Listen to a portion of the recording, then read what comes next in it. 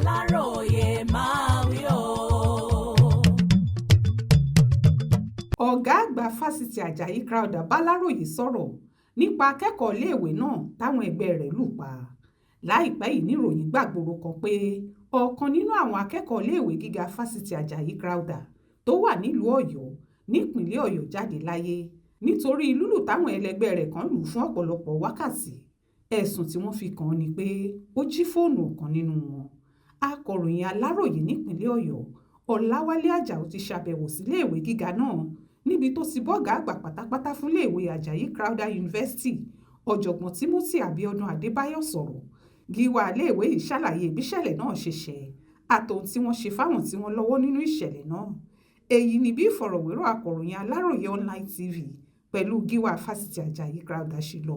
Orúkọ mi ni ọ̀jọ̀gbọ́n Timothy Abiodun Adébáyọ̀ ẹni tó jẹ́ gíwá ilé ẹ̀kọ́ yìí. Ìṣẹ̀lẹ̀ burúkú tó ṣẹlẹ̀ tí àwa tá a gbàdúrà kó ṣẹlẹ̀ mọ́ nílé ìwé wa òun ló ṣẹlẹ̀ lọ́jọ́ yẹn. Àti lẹ́yìn ìgbà tí wọ́n sọ pé wọ́n na ọmọdé yìí, àwọn ọlọ́pàá wọ́n tún fi tó wa létí wípé àwọn ọmọ tí wọ́n mú wọ́n sọ wípé wọ́n nà nígbà tó jáde kúrò lọ́dọ̀ wọn ó dìde ó kúrò, àwọn náà lọ sí inú yàrá tiwọn láì mọ̀ pé ó ṣubú tàbí pé ó kú. Àárọ̀ ọjọ́ kejì ni àwa wá gbọ́ náà pé èmi gẹ́gẹ́ bí olórí ilé ìwé wípé nǹkan báyìí ṣẹlẹ̀ o, pé ọmọ kan wà o tí wọ́n rí o tó ṣubú sílẹ̀ níwájú yàrá kan.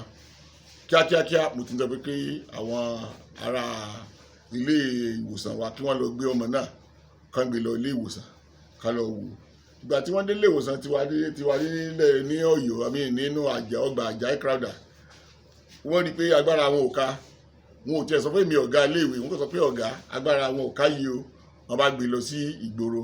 Ìgbà tí wọ́n fi máa dé ìgboro, èmi náà ń fi ẹ̀rọ ìbánisọ̀rọ̀ ni mo fi ń tẹ̀lé wọn.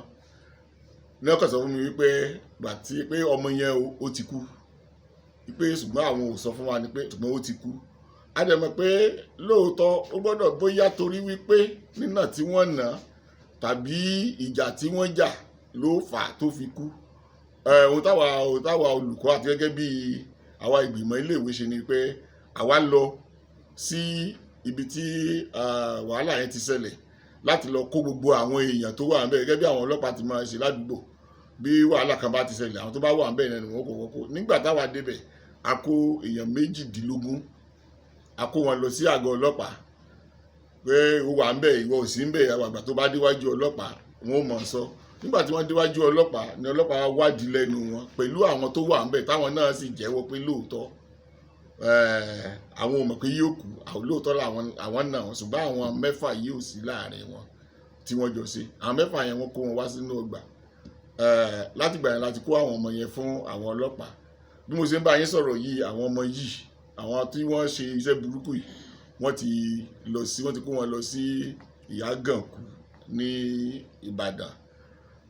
Gẹ́gẹ́ bí ilé ìwé, àwa ti lọ sí Àbújá, a ti lọ bá òbí ọmọ, a ti lọ bá wọn sọ̀rọ̀ lánàá, àti túfọ̀ náà fún wọn. Kì í ṣe nǹkan tó dùn máa wà náà nínú. Nígbà tá a túfọ̀ fún wọn, wọ́n fara ya, wọ́n ṣe Ọlọ́run ní jẹ́ kán gbòkú ọmọ káwa náà mọ́lé.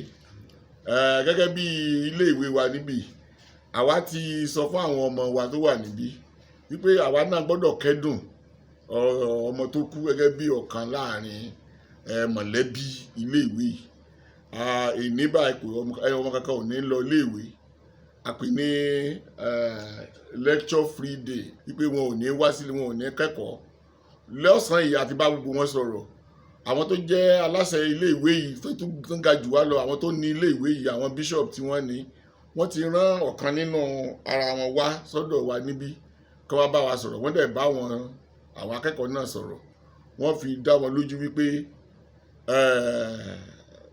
Ọlọ́run ó wà pẹ̀lú wọn, wọ́n sì gbàdúrà fún wọn.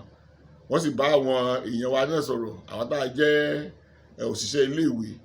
Gẹ́gẹ́ bí ilé ìwé tó jẹ́ ti èyí tó wà nípasẹ̀ ti ọ̀rọ̀ Ọlọ́run, a ti sọ wípé a ti kéde ààwẹ̀ àtàdúrà bẹ̀rẹ̀ látọjọ́ Wednesday ọ̀túnla nígbà táwọn ọmọ bá ní tí ò bá sí lecture free mọ́ títí dọjọ́ Sunday a máa gbà àwẹ̀ a máa gbàdúrà ohun tí wọ́n máa ń ṣe nílé ìwé ìtẹ́lẹ̀ nìyẹn kó tó di pé irú nǹkan báyìí náà ṣẹlẹ̀ àwa náà dẹ̀ sì ṣe ṣùgbọ́n a mọ̀ pé kò sí agbára kan tó kọjá agbára Ọlọ́run.